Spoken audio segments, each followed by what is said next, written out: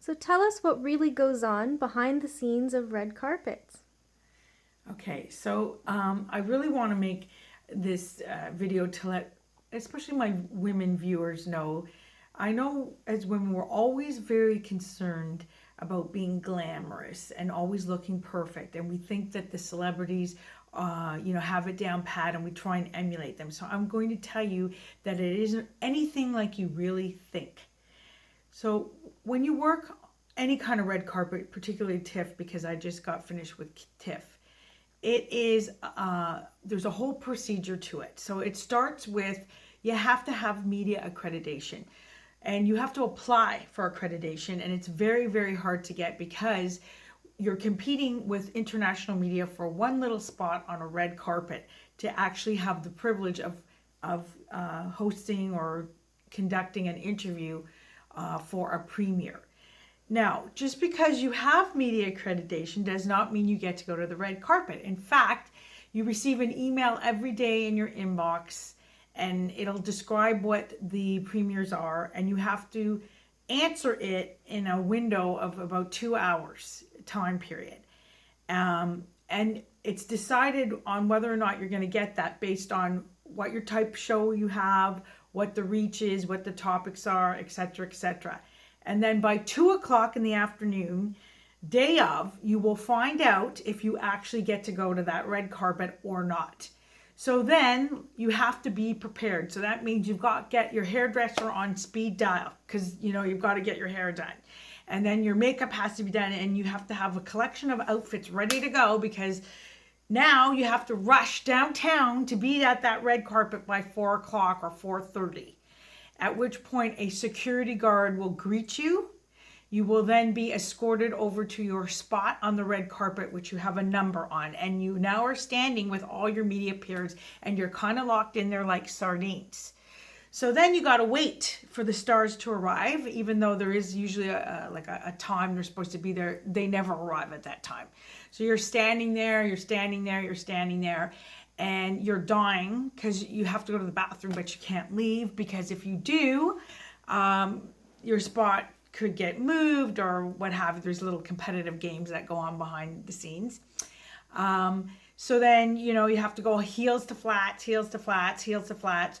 You have to be prepared. So that means you have to test your camera, your sound, everything has to be ready to go. And then the stars will arrive.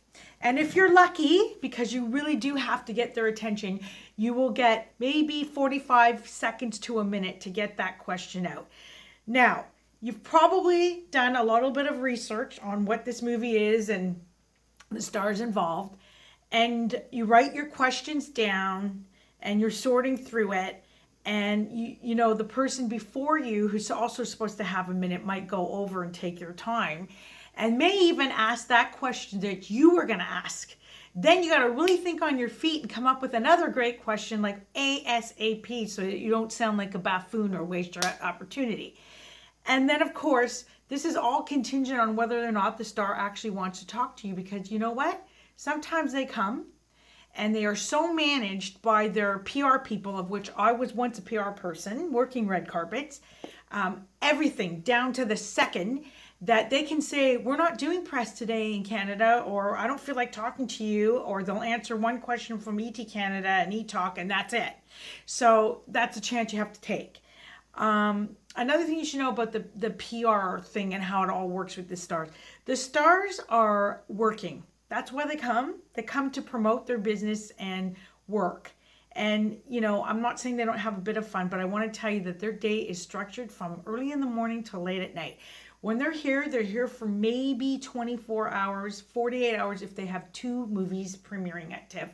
So they get up, they have a whole schedule of their hair and makeup and their clothing and when they're going to do their media talks and when they're going to be on the red carpet and when their screening is going to be, when their after party is going to be, and any other party that, like a gala or something like the Hello Canada party or the InStyle magazine party, if they're planning to attend. They will go in, they will be escorted by their PR people, and believe it or not, they don't really stay that long. They're kind of like schmooze and cruise, maybe 45 minutes to an hour tops.